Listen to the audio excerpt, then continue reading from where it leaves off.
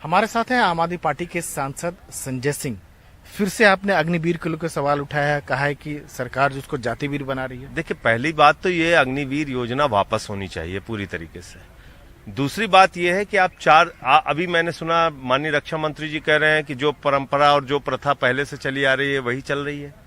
अरे भाई, पहले से 4 साल की नौकरी की प्रथा थी क्या? मेडिकल फैसिलिटी ना देने की प्रथा थी क्या? पेंशन ना देने की प्रथा थी क्या? कैंटीन की सुविधा ना देने की प्रथा थी क्या? ये प्रथा तो पहले नहीं थी। तो आप नई प्रथा लेके आ रहे हैं, पहली बात। दूसरी बात यह है कि 75% छटनी की प्रथा नहीं थी। तो जाति पूछने का अब मकसद है, पहले मकसद नहीं था। पहले ठीक है, जाति सर्टिफिकेट मांगा जाता था, लेकिन उसका कोई मकसद नहीं था। जब आप 75% छटनी का नियम लेके आ रहे हैं तो अब जाति पूछने का एक मकसद हो गया।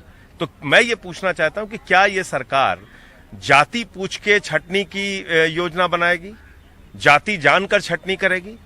क्योंकि भारत की सेना के बारे में तो सुप्रीम कोर्ट ने कह दिया कि भाई इसमें आरक्षण लागू नहीं हो सकता, इसमें कोई आरक्षण की व्यवस्था नहीं। तो जब आरक्षण की व्यवस्था नहीं है, ये भी कहा कि तो जाति पूछने का क्या मकसद है? लेकिन आपने कहा कि अग्निवीर को जातिवीर बना रही है। अग्निवीर पूरी तरीके से वापस होना चाहिए और यहाँ पे सेना में सेहत देखने की जरूरत है, जाति देखने की नहीं। लेकिन आपने ये भी कहा कि सरकार ये भी कह रही है कि ये बहुत पहले से लागू था, तो फिर आपने जो अरे पहले से कहाँ लागू था? 4 साल की नौकरी पहले से थी क्या? जो जाति की बात कर रहे हैं या धर्म की बात? अरे भाई, जाति के सर्टिफिकेट आप पूछते थे, उस वक्त कोई मकसद नहीं था।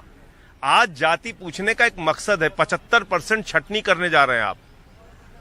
तो क्या जाति देख के आप छटनी करना चाहते हैं? जब भारत की सेना में जाति का कोई मतलब नहीं है तो क्यों पूछ रहे हैं आप? ये थे आम आदमी पार्टी के संजय सिंह, जो कह रहे हैं कि जाति को लेकर आखिर क्यों सवाल पूछा जा रहा है। नई दिल्ली से राजीव रंजन, NDTV इंडिया।